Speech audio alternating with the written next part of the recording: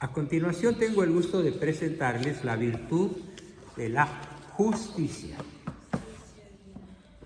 A ver, ¿qué es la justicia?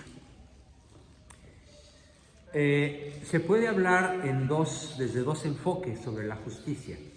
La justicia como valor y la justicia como virtud.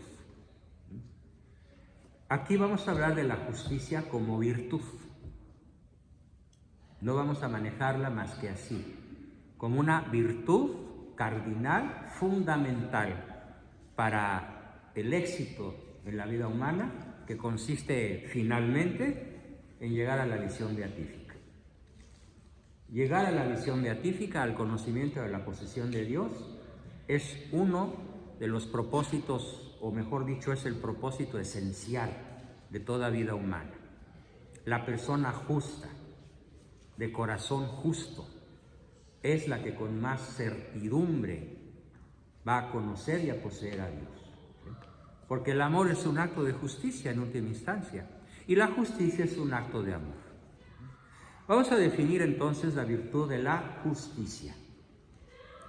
Consiste en apartarse del mal nocivo al prójimo o a la sociedad, o nocivo a uno mismo, y practicar el máximo bien posible. Aquí resaltan entonces dos conceptos que vale la pena remarcar.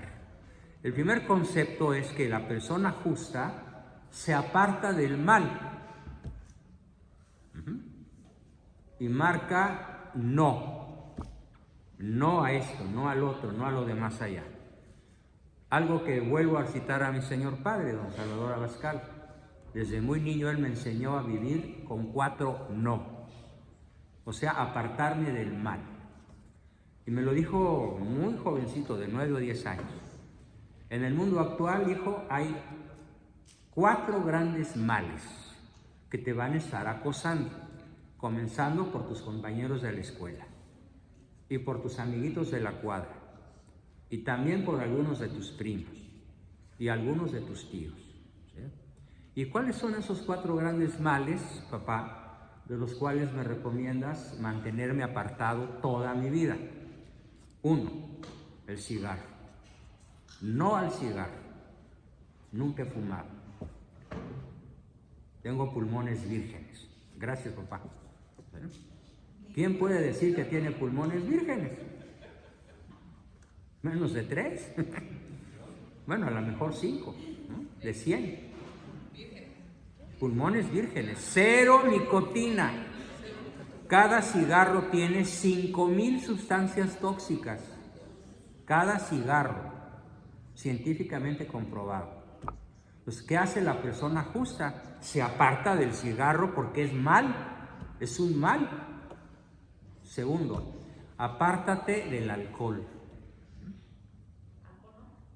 0 alcohol en grado de que el alcohol te tome. Pero en casa practicamos, tanto en mi casa paterna como en mi casa propia, practicamos lo que se llama la cultura del vino. Y sí, una copita de vino todos los días es muy saludable, porque el agua es para las ranas que nadan bien. O como dice el estudiante, ¿perdón? ¿Tú eres rana? ¿Te gusta el agua? Bueno, pues una copita de vino no te caería mal. Todos los días una copita de vino. Y media copita o una copita de coñac para perder el miedo a medianoche. ¿Sí? Sí. No se trata de una abstinencia tipo mormón, porque es una exageración. Acuérdense que la virtud está en el justo medio. Pues no es una abstinencia absoluta, es un acto virtuoso de justo medio. Y apartarse del alcohol quiere decir que nunca pesques una borrachera, ni siquiera cuando gana tu equipo favorito, o cuando es tu cumpleaños, o cuando ocurre que te sacas un bingo de $1,000,000, ¿no? Nunca se dé el hecho de que el alcohol te tome, te domine. Eso es apartarse del mal. Es un acto justo. Entonces, apartarse de los amigos borrachos que me sobraban, pues fue un acto de justicia para mi salud. ¿Sí? Tercer no a las drogas. Hoy, por desgracia, miren, todos los días recibo gente en mi consultorio y cuando menos la mitad de la gente que he recibido tiene un enorme problema. Sus hijos consumen marihuana recreativa por diversión. Es un azote del tercer milenio apocalíptico. Produce esquizofrenia, produce depresión, produce problemas de aprendizaje, produce 1001 azotes psiquiátricos el consumo recreativo de la marihuana. Nada de que es inocua, nada de que no hace daño. Claro que hace daño, y mucho daño. Envejece el cerebro y le quita al organismo la posibilidad de fabricar sus propias endorfinas. Entonces, no al cigarro, no al alcohol, no a las drogas. Y la cuarta fue la que más trabajo me costó. No al sexo sin amor, que es ahora lo que más se usa. En discusiones que he tenido con jovencitas de 15 años me dicen, ay doctor, pero es que ya todas se acostaron, ¿yo por qué no? Y hasta las de 13 y las de 12. ¿Sí? Es la triste realidad sociocultural. Entonces, actos de justicia, el primer acto de justicia es apartarse del mal. ¿Quién lo había pensado? Apártate de la tele en exceso, apártate de la tablet, apártate del celular, apártate de las malas compañías, apártate de los malos ejemplos, porque por ahí empieza la justicia, por apartarse del mal, por decirle no al mal, para siempre. Es el primer componente de la virtud de la justicia, no al mal. Y por supuesto, no al maligno. Porque una cosa es el mal, como privación del bien, y otra cosa es el maligno, que es una entidad diabólica, que vaga por el mundo para la perdición de nuestras almas. Y dice San Pablo, si los demonios pudieran materializarse, oscurecerían la luz del sol. De ese nivel. ¿Sí? Bueno, esa es la primera característica de la justicia, que se resume en 3 palabras: apartarse del mal, alejarse del mal. ¿Cuál es la segunda acción? Perdón. ¿Cómo se aparta uno del maligno? No, la oración y los sacramentos, y la penitencia y la caridad. Las 4 grandes acciones que el maligno no resiste, reza el rosario. La oración. Vive en gracia, sacramentos, confesión, comunión. Mortifica tus sentidos y ama al prójimo, aunque te caiga como patada de mula en el estómago. Mortifica tus sentidos. Niégales a tus sentidos, ¿sí?, el placer. Sí. No te regodees en unas hermosas curvas, 90, 60, revienta. Déjalas fluir. No son de tu propiedad.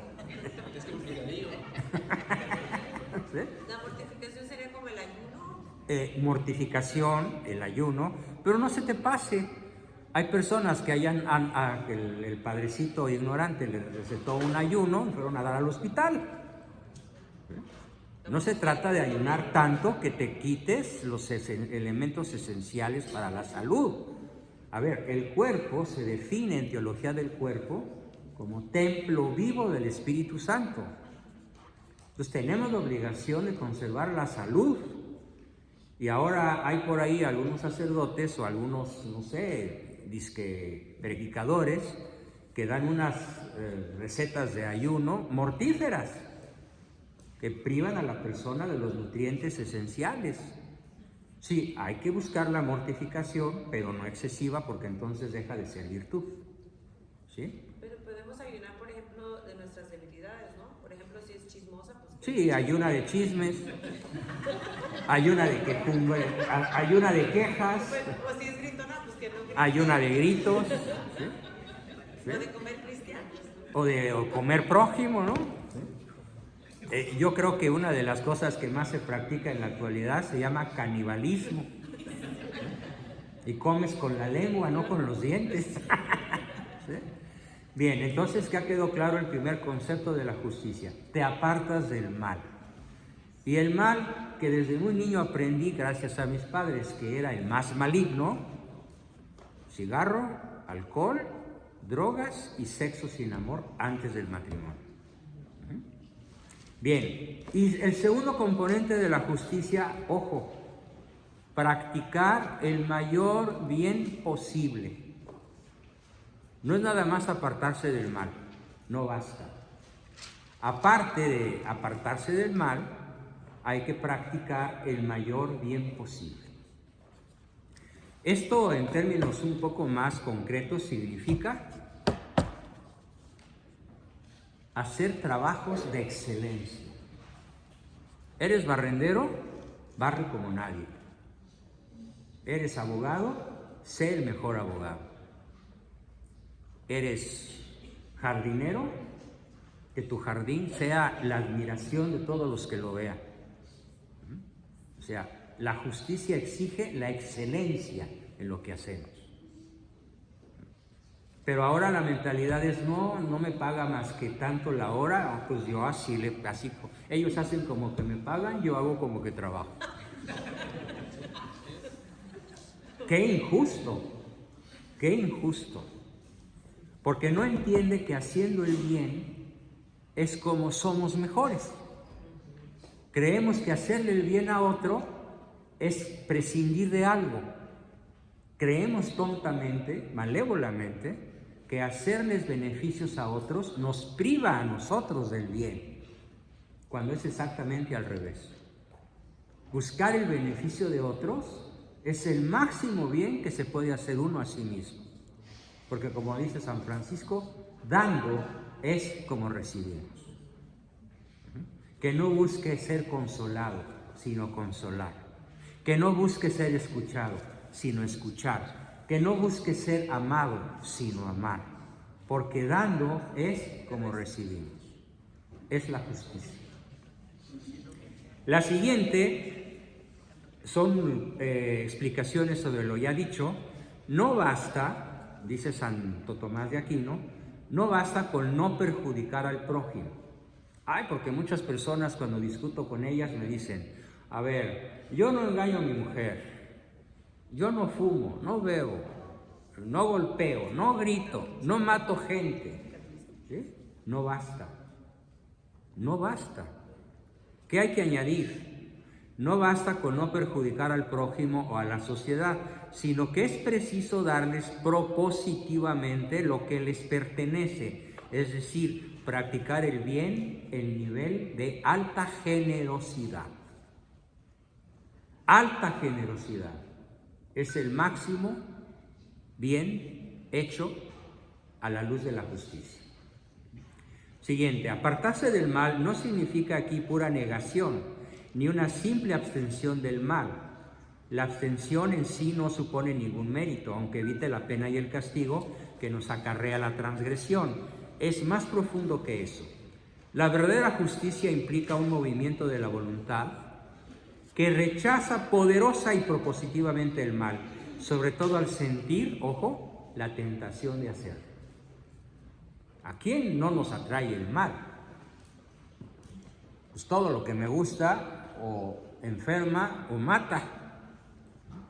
A todos nos atrae el mal. A todos nos atrae la mujer ajena, el hombre ajeno, cuando tiene 20 años menos y 80 kilos de menos. ¿Sí? O siquiera 30. ¿No? A todos nos atrae el dinero, aunque sea mal habido. A todos nos atrae el poder, la fama, los honores. Entonces, ¿qué es la justicia? Como virtud, te apartas intencionalmente de las tentaciones por aquello que te gusta, por aquello que te atrae. Entonces, la persona buena o justa no es la que no siente atracción por el mal. La persona verdaderamente justa es la que siente atracción por el mal y se lo niega a sí mismo. Renuncia a la atracción, al encanto del mal. Esa es la persona justa, la persona excelente. Bien, quedó clara la definición, ¿no?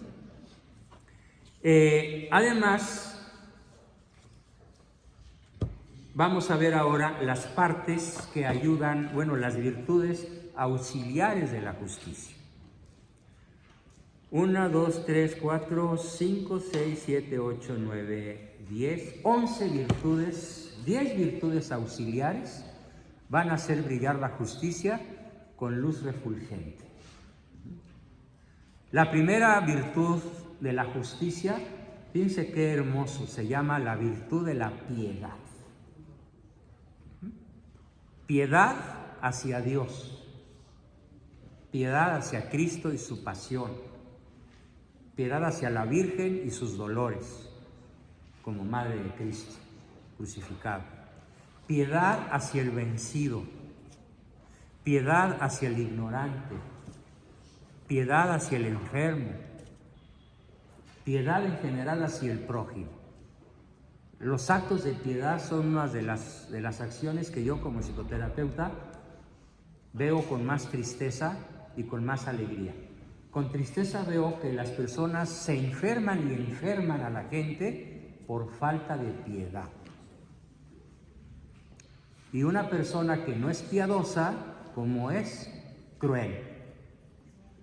Hay más papás crueles que papás piadosos. Tengo en estos momentos no menos de 5, tal vez 6 jóvenes menores de 25 años en hospitales psiquiátricos.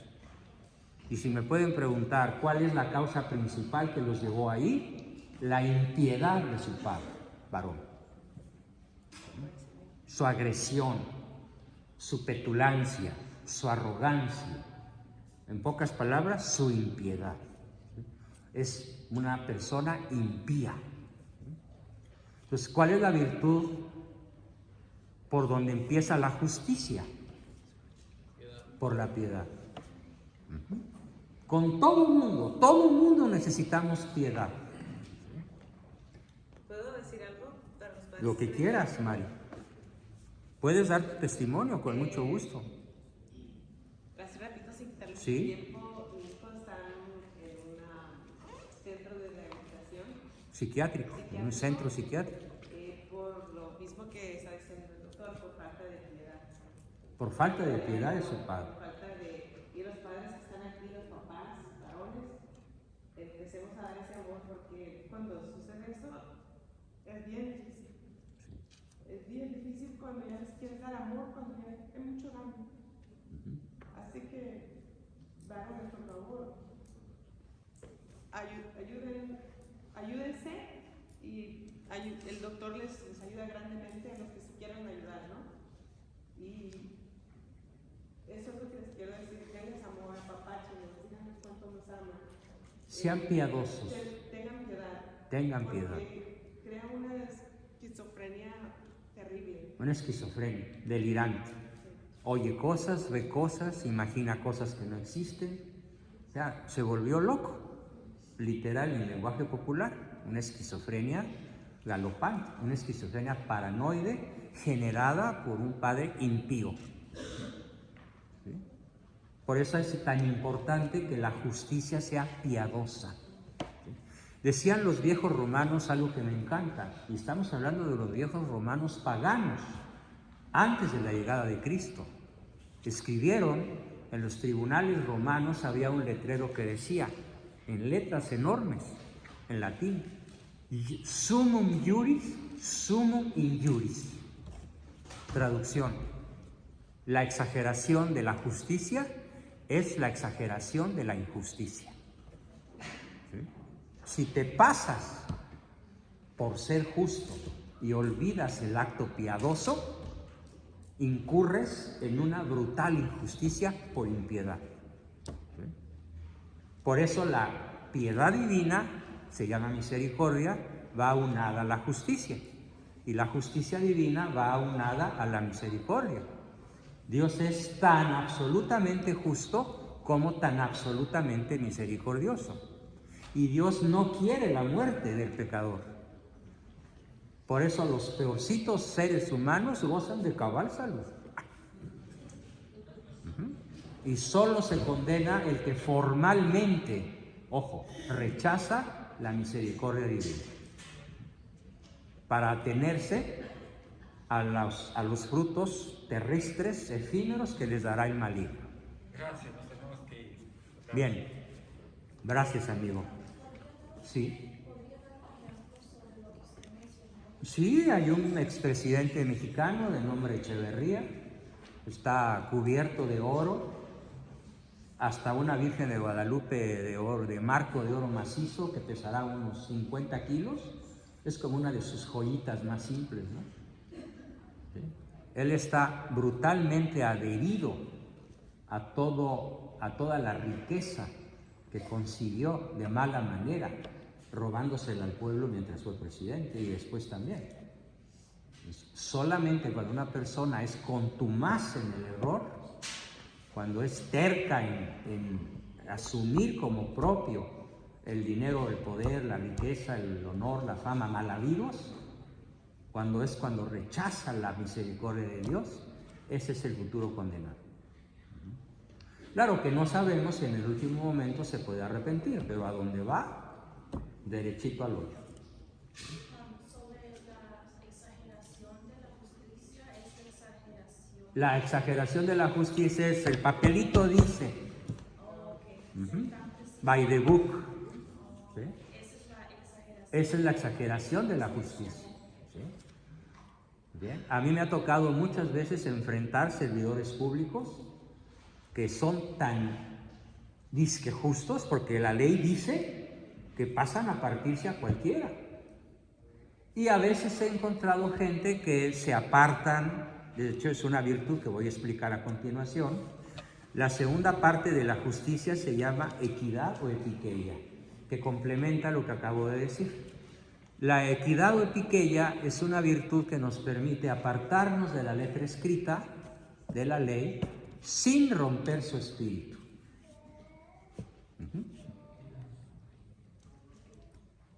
Me tocó en un aeropuerto en Estados Unidos, ¿sí? Que llevaba yo un frasco de más de 100 mililitros, ¿sí? Y de acuerdo con la ley tenía que ir en la maleta que ya había documentado, ¿sí? Y entonces el guardia revisor la quita y me dice, esto no puede ir en su maleta de mano, tiene que documentar. Y le dije, pero es que ya no alcanzo a documentar, perdería yo el avión. Y me dice, váyase, lléveselo consigo, pero que sea la última vez. Eso se llama epiqueia. ¿Sí?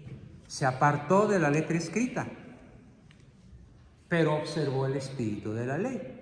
Además abrimos el frasco y tenía la mitad de un ungüento que uso para heridas leves. Lo vio, lo olió y dijo, páselo. Qué raro es encontrar un guardia gringo con esa virtud. Eso se llama epiqueia y para los papás es altamente recomendable. El papá con epiqueia es un papá que va a tener muchos seguidores. El papá sin epiqueia es un papá que se va a hacer odiar. Porque se atiene al by the book, the law on the order, ¿sí? Y se pasa a torcer hasta el inocente. Porque la ley es primero. Además, esto es profundamente farisaico, ¿no? Y el primero que critica esto, este espíritu farisaico, es Jesucristo, ¿no? Cuando a los fariseos de su época les llama raza de víboras y sepulcros blanqueados. Bien, tenemos otra. La justicia, ojo, queridos amigos. La justicia tiene una virtud número 3 maravillosa. La fidelidad en las promesas. Prometiste algo, cúmplelo. Bajo palabra de honor, cúmplelo. Eso te hace profundamente justo, porque tu prójimo confió en ti. Prometo. Y tanto hoy se cumple o se viola la palabra de honor. ¿Qué tanto somos fieles en la promesa culturalmente hablando? Somos tan infieles que si no hay papelito, nadie te cree. Papelito habla. ¿Sí? Pero antes, cuando yo era niño, no había necesidad de firmar nada. Al habla, a la palabra de honor. Eso es fidelidad en la promesa y es una de las partes esenciales de la justicia. Tenemos la siguiente. 1, 2, 3, la cuarta. ¿Sí? Es la afabilidad. Ay, esto es una belleza. Atención. No es lo mismo que amabilidad. Amabilidad está en los gestos, gestos amables. El abrazo, la sonrisa, el saludo amable. Entonces, ¿qué es la afabilidad? Con F. ¿No? La afabilidad es la manera adecuada, dulce y agradable de hablar. En el español antiguo no se decía hablar. En el español antiguo, en la época de Cervantes, cuando escribe el Quijote, el verbo hablar era fablar. Fabla español, fabla indiano, fabla inglés. ¿Sí? Se decía fablar y de ahí viene la palabra afabilidad. Entonces, ¿cómo es la virtud de la afabilidad? Nunca una grosería, nunca una carne veracruzana o michoacana, de donde sea, ¿no? Somos especialistas en puras palabrotas, ¿no? El mexicano promedio, de cada 10 palabras que usa, 9 son groserías y la otra es un híjole o un güey, si bien nos va, ¿no? Entonces, la afabilidad es un lenguaje no solamente no ofensivo, es un lenguaje dulce, es un lenguaje afable, es un lenguaje agradable, es un lenguaje eufónico. Eufónico quiere decir que suena bien, que suena bonito, que atrae, que enamora, que endulza el oído de quien lo recibe. Es la afabilidad, es un acto de justicia. Hablarle bonito a la gente es un acto de justicia, ¿no? Vean cómo hablan en el hogar. ¡Órale, gordo, apúrate! ¿Sí? ¡Órale, etcétera! ¡Ya levántense!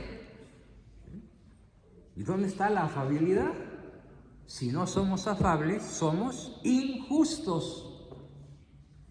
Y no estamos haciendo el bien que exige la justicia, ni nos estamos apartando del mal que exige la misericordia, que es parte esencial de la justicia. ¿Querías preguntar algo? Estaba recordando justo eso, digamos, como hablar a Ricardo Montalbán, que decía tenía muchos comerciales y todo, y era una persona que hablaba muy bien el castellano, muy bien todo. Uno al oírlo, aún cuando hablaba de ayudar a diferentes organizaciones, uno lo escuchaba y hasta pensaba, voy a mandar dinero. ¿Por qué? Porque Por su manera de hablar. Pero fíjate, la afabilidad no solamente es un lenguaje correcto, gramaticalmente o prosódicamente u ortográficamente, es un lenguaje agradable al alma, al espíritu, ¿sí? Podría incluso ser un lenguaje incorrecto desde el punto de vista gramatical, pero la incorrección gramatical puede ir acompañada de afabilidad. Yo te puedo decir que las personas más afables que yo conozco son rancheros analfabetas, ¿sí?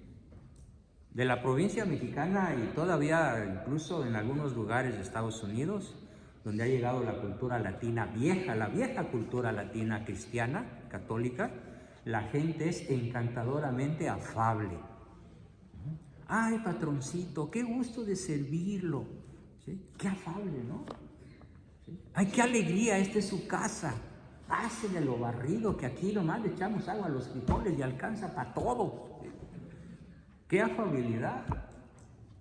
Rescatémosla. Es uno de nuestros valores culturales más maravillosos.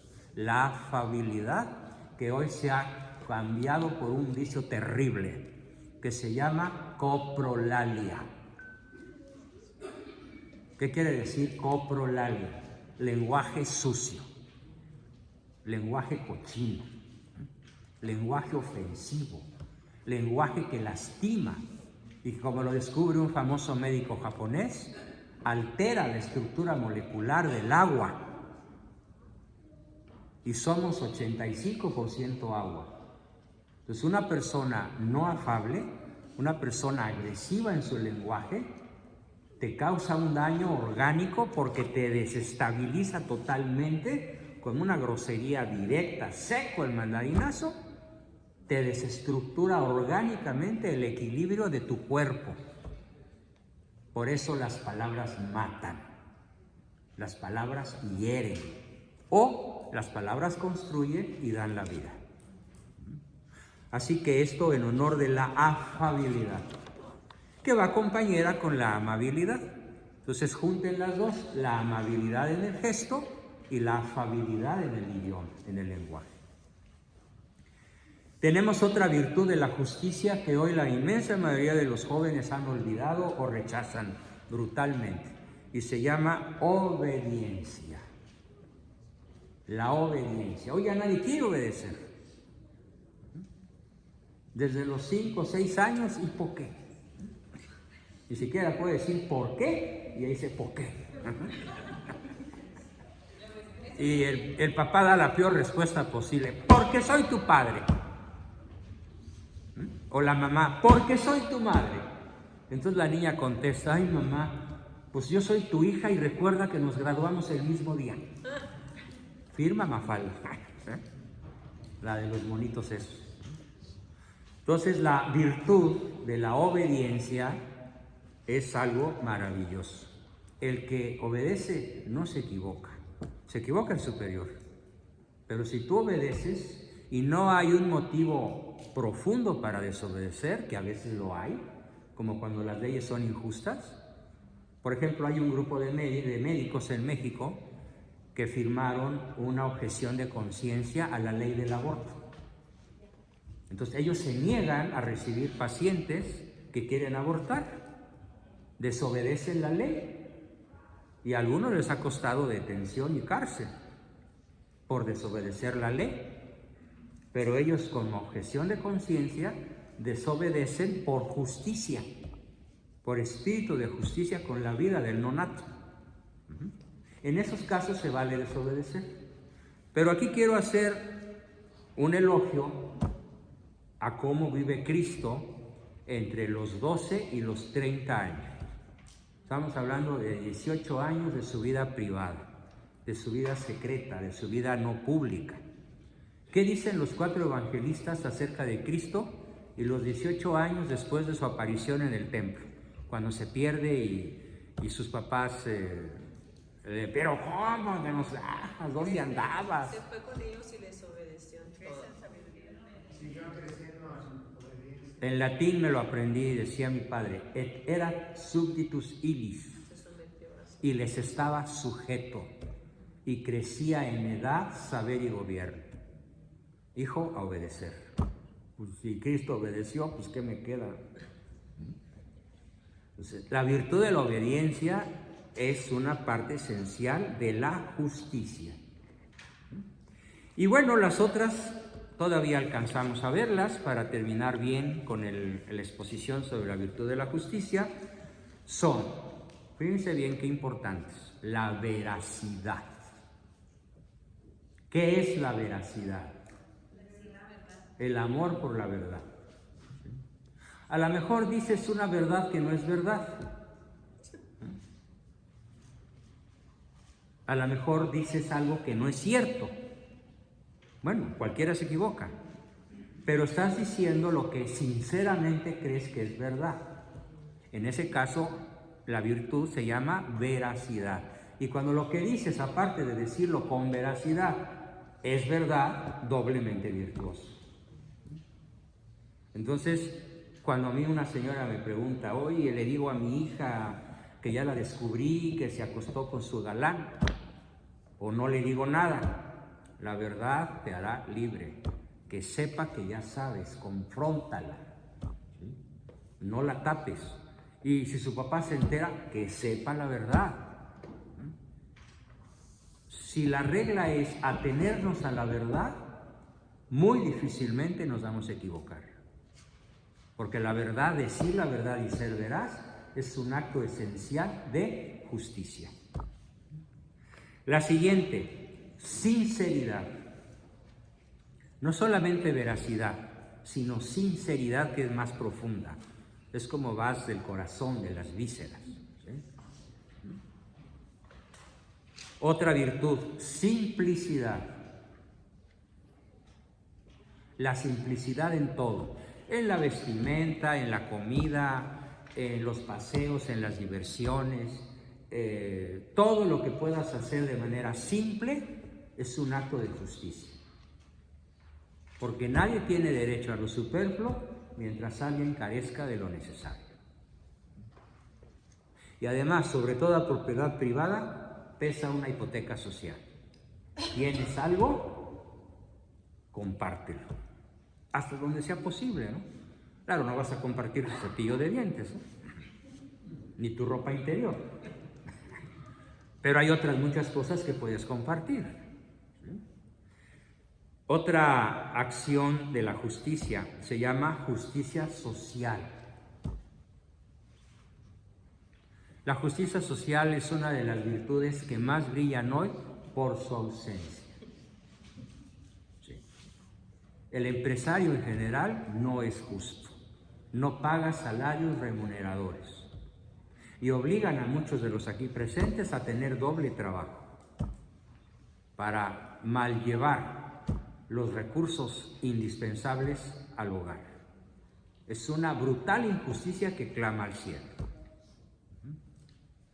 Y posiblemente de los países donde esta injusticia esté peor que en ninguna otra parte de la tierra, son dos, México y China. Peor China que México. Pero hoy salió la noticia de que el segundo lugar en injusticia social y en corrupción lo ocupa México a escala global. Así que bienvenidos a otro mundo menos injusto, ¿no? ¿Y África? ¿Perdón? ¿Y África? ¿Cómo se quedaría? ¿África? Bueno, en África habría que ver que no es lo mismo Argelia que Sudáfrica, que Zimbabue o Madagascar. Depende de a cuál de las 20 y tantas naciones te refieres. ¿Sí? Porque hay naciones que tienden a ser justas, sobre todo las que estuvieron bajo dominio francés, como Uganda, por ejemplo. Y hay naciones que estuvieron bajo el dominio inglés que son brutales, como por ejemplo Sudáfrica, ¿sí? La que liberó Nelson Mandela de la esclavitud y del apartheid, ¿no? Donde los negros eran tan valiosos que todo el mundo debería tener uno, ¿no? Eso era lo que decían aquí los guas y allá los africanos, blancos, negreros. Aparte de la justicia social, en donde nadie tiene derecho a lo superfluo, en tanto alguien carezca de lo necesario, y sobre toda propiedad privada, pesa una hipoteca social. Tremendos conceptos de lo que es verdaderamente el catolicismo. Nos queda la justicia vindicativa. ¿Qué es la justicia vindicativa? Bueno, pues que a toda acción maligna, a toda acción malévola, hecha con dolo, con premeditación, alevosía y ventaja, necesariamente tiene que haber consecuencias. Quiero terminar esta tremendamente importante sesión con una doble reflexión.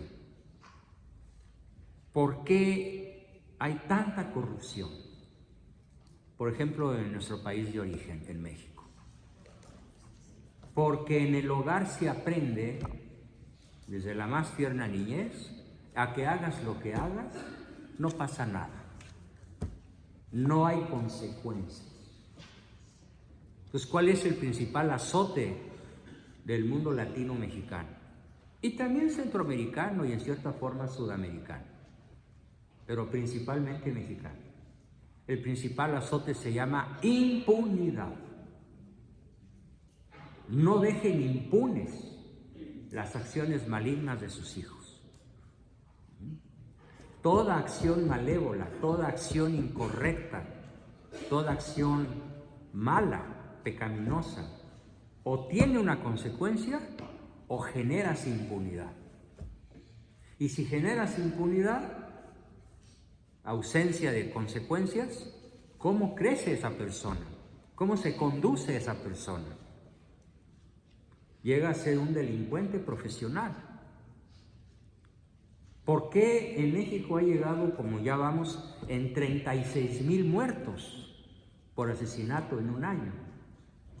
Todo el mundo espantado porque hay 1,000 muertos por el coronavirus, pero ya circulan los memes. Uy, el coronavirus nos hace los mandados.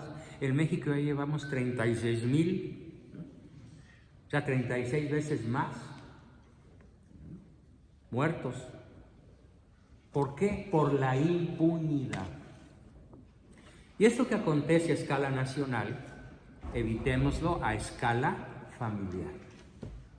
Ojo, nada más una condición que es mi segunda observación.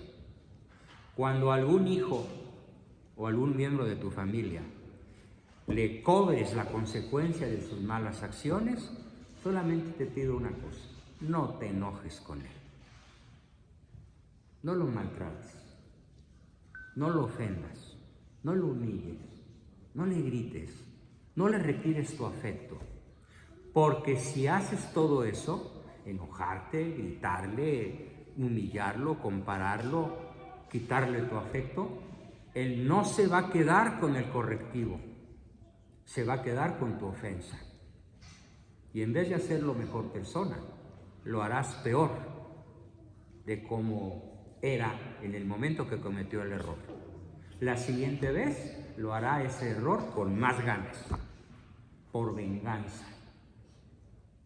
Entonces la impunidad se evita con aquella famosa frase que ya he dicho en varias ocasiones anteriores: suaviter in modo, fortiter in re. Suavidad absoluta en el modo, firmeza absoluta en la decisión. Pero no dejes que la justicia brille por su ausencia. Y por lo tanto, a toda acción negativa se tiene que seguir una consecuencia dolorosa para quien la comete. Límites, pérdidas. Como uno de nuestros amigos lo enseñó a sus hijos: no es que yo te quite el celular, es que tú lo pierdes por no usarlo adecuadamente. ¿Qué suavidad absoluta en el modo y? Suavidad en el modo, firmeza en la decisión. Suaviter in modo, fortiter in re. Pues muy bien, amigos, les agradezco muchísimo. Estuvo mucho más nutrida la sesión de hoy que la de lunes. Le dije, bueno, ya no me quieren, pero no, ya veo que sí. Bueno, espero que todos se hayan anotado en la lista de asistencia Suavidad absoluta en el modo y que todos, por favor, nos veamos el próximo lunes. No, el viernes allá en San Pedro y San Pablo. El viernes en San Pedro y San Pablo, por favor, sí, con el curso de qué hacer frente al enfermo mental, ¿sí? Los espero, por favor, ahí. ¿Perdón? 6 de la tarde, en San Pedro y San Pablo, ¿sí?